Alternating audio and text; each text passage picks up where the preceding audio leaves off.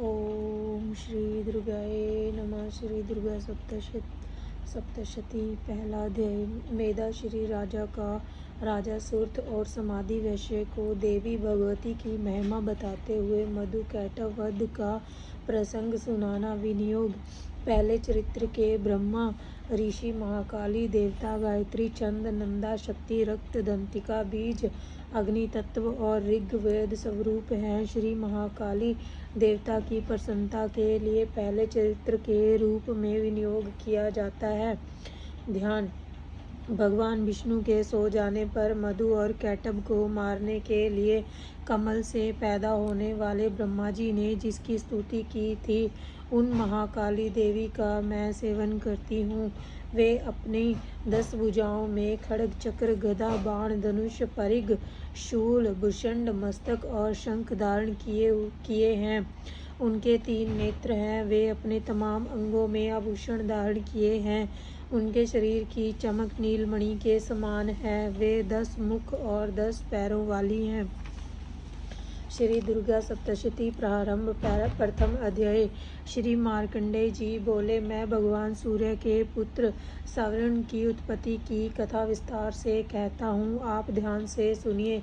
सूर्य की छाया स्त्री से उत्पन्न सवर्ण जगत जननी महामाया की कृपा से जैसे जैसे मनवंतर का अधिपति बना, वह कथा सुनिए। पूर्व काल में स्वरोचिष मनवंतर के चैत्रवंशी राजा सूरत सारी पृथ्वी के चक्रवर्ती राजा हुए। वे प्रजा का नित्य प्रति ओरस पुत्रों की भांति धर्म पूर्वक पालन करते थे। तो भी यवन राजाओं से राजा सूरत की शत्रुता हो गई। दुष्ट दलन राजा सूरत से उनका भयंकर युद्ध हुआ और थोड़ी सी सेना व राजकोष होने पर भी यवन राजाओं ने सूरत को हरा दिया। तदंतर राजा अपने नगर में आ राज्य करने लगा। तो भी अन्य शत्रु राजाओं ने राजा सूरत पर चढ़ाई कर दी और नगर में भी दुराचारी मंत्रियों ने राजा का कोष, सेना तथा सारी वस्तुएं छीन ली। तब राजा सूरत हंसकर अकेला ही घोड़े पर सवार होकर शिकार खेलने के बहाने घने वन में चला गया। उसने महर्षि वेदा का सुंदर आश्रम देखा, जो अहिंसक, सिंह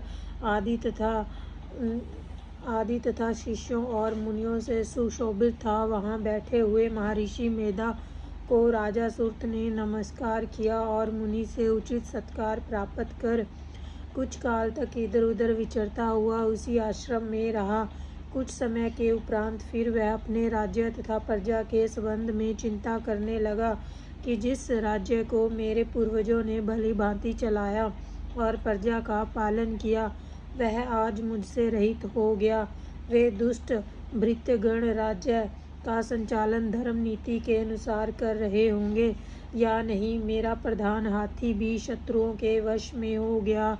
न जाने क्या क्या कष्ट भोगता होगा। जो आज्ञाकारी अनुचर नित्य प्रति प्रसन्नता पूर्वक धन और भोजन प्राप्त करते थे, अब उन दुष्ट राजाओं के आश्रय में रहकर कष्ट पाते होंगे। मंत्री राजकोष को कुमार्ग में व्यर्थ ही अपव्यय करते होंगे। जो धन मेरे पूर्वजों ने बड़े परिश्रम से संग्रह किया था, नष्ट हो गया होगा। इस प्रकार वह राजा राज्य की सभी बातों की चिंता करने लगा। कुछ समय पश्चात एक दिन महर्षि मेधा के आश्रम के समीप एक वैश्य को आते देखकर राजा ने उस वैश्य से पूछा, अरे भाई, तुम कौन हो और यहाँ क्यों आए हो? तुम्हारा मलिन मुख शोक युक्त क्यों दिखाई देता है? इस प्रकार राजा सूरत की बातों को सुनकर उस वैश्य ने राजा सूरत से कहा, हे राजन, मैं समाधि नाम का एक वैश्य हूँ। मेरा जन्म धनवान कुल में हुआ। मेरे दुष्ट स्त्री पुत्र आदि ने धन के लोभ में मुझे घर से निकाल दिया है और मेरा धन छीन लिया।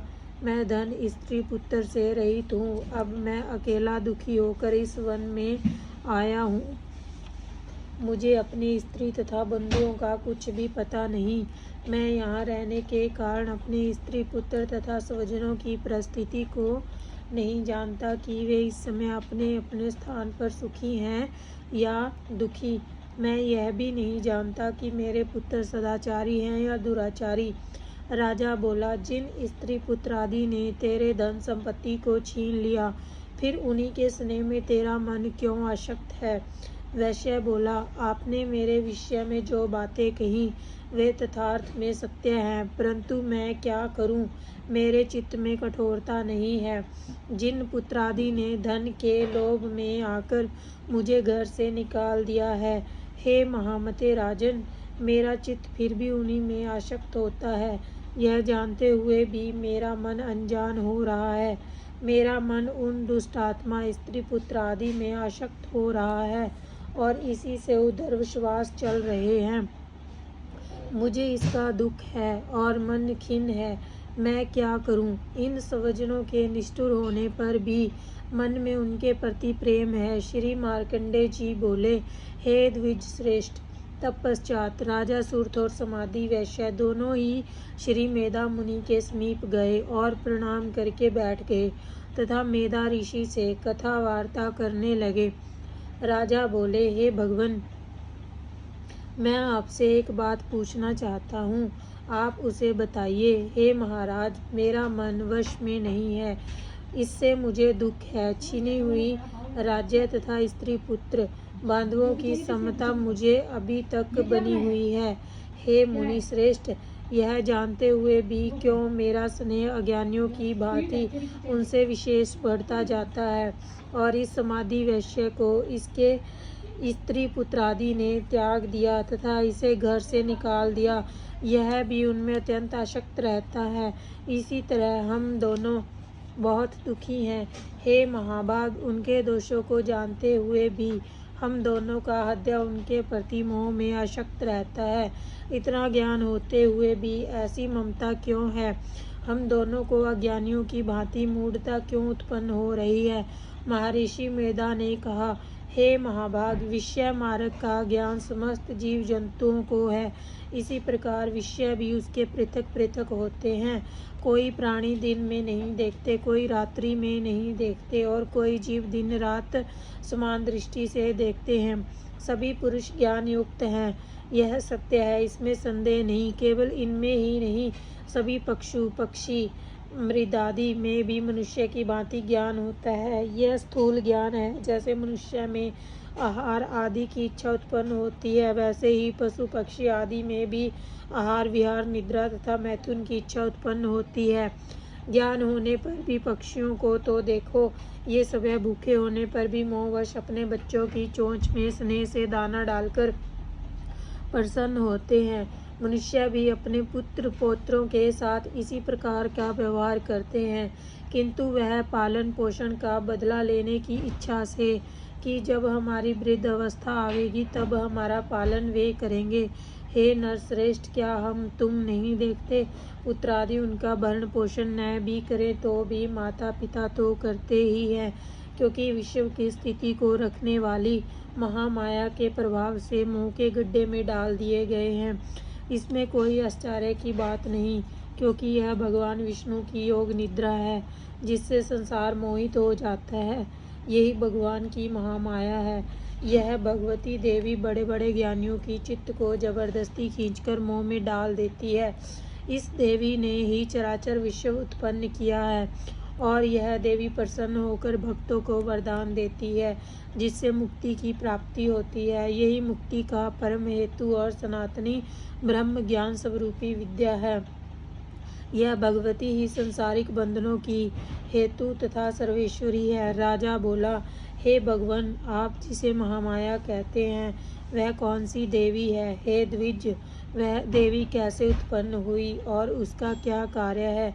उसका स्वभाव, स्वरूप, उत्पत्ति आदि के विषयों में मैं जानना चाहता हूँ, सो आप सभी वृत्तांत मुझे सुनाइए। ऋषि ने कहा, वह जगत मूर्ति नित्य है और सब चराचर में व्याप्त है, तथापि उसकी उत्पत्ति अनेक भांति से है तथा कथा को तुम मुझसे सुनो। यह भगवती देवताओं के कार्य सिद्धि के लिए उत्पन्न होती है और अजन्मा होकर भी उत्पन्ना कहलाती है। जब भगवान विष्णु संपूर्ण विश्व को त्याग अंत में जल ही जल करके योग निद्रा में शेष शैया पर शयन कर रहे थे, उस समय विख्यात मधु और कैटव नाम के दो घोर असुर भगवान विष्णु के कान के मैल से पैदा हो ब्रह्मा जी को मारने को तैयार हुए। वही ब्रह्मा जी जो विष्णु भगवान के नाभिक कमल में स्थित थे, उन दोनों भयंकर असुरों को मारने आता देखकर और भगवान विष्णु को सोता हुआ देखकर योग निद्रा की प्रसन्नतार्थ एकाग्र मन से स्तुति करने लगे, ताकि भगवान विष्णु के नेत्रों से भगवती योग माया अपना प्रभाव हटा ले और भगवान जाग पड़े।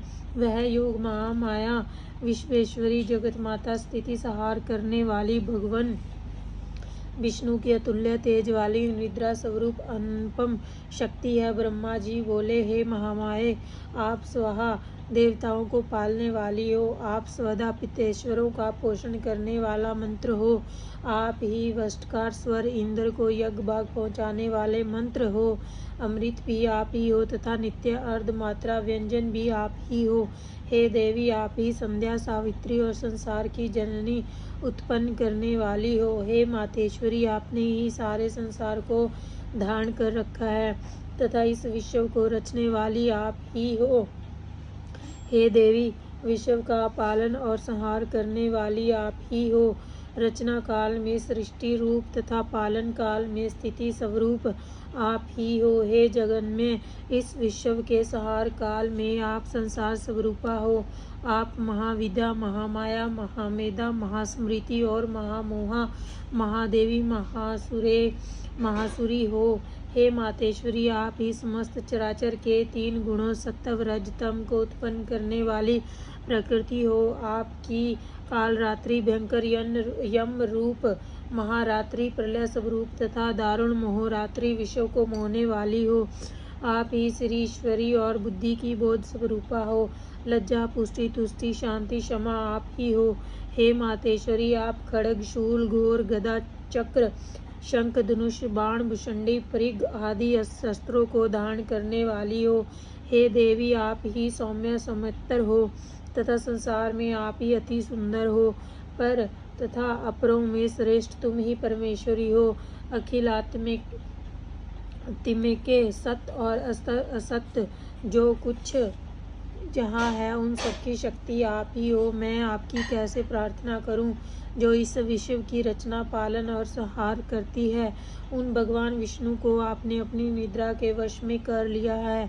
फिर भला बतलाइए, और कौन कौन आपकी प्रार्थना करने में समर्थ है, जबकि आपने भगवान विष्णु, ईशान शंकर तथा मुझसे यह शरीर ग्रहण कर लिया है। अतः कौन मनुष्य या देवता आपकी स्तुति करने में समर्थ है। आप तो अपने प्रभाव से प्रशंसित हो। मधु और कैटव नाम के इन महादुष्टों को अब आप मोह लीजिए और जगदीश्वर भगवान विष्णु को जगाइए।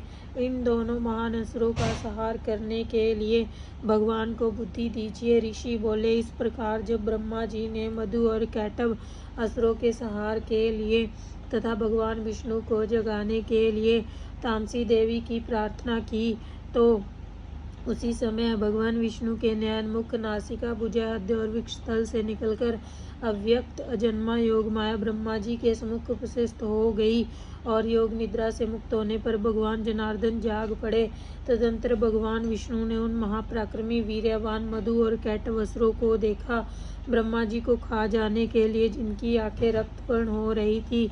तब भगवान विष्णु ने शेष शैया से उठ उन असुरों से 5000 वर्ष तक बाहुयुद्ध किया। अति बलशाली और उन्मत्त दोनों असुरों को महामाया ने मोहित कर रखा था।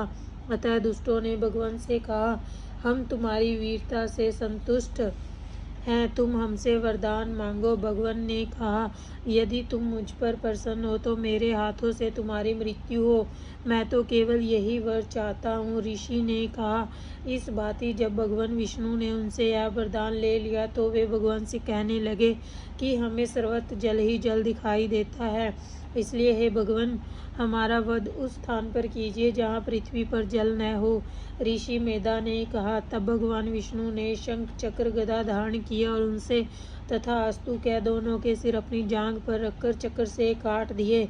इस प्रकार यह महामाया देवी श्री ब्रह्मा जी की स्तुति करने पर स्वयं प्रकट हुई थी। इति मधु कैटव वध नामक पहला अध्याय समाप्त। जय माता दी। बोल साचे दरबार की जय। बोलो सच्चियाँ जोता वाली माता तेरी सदा ही जय। जय माता दी।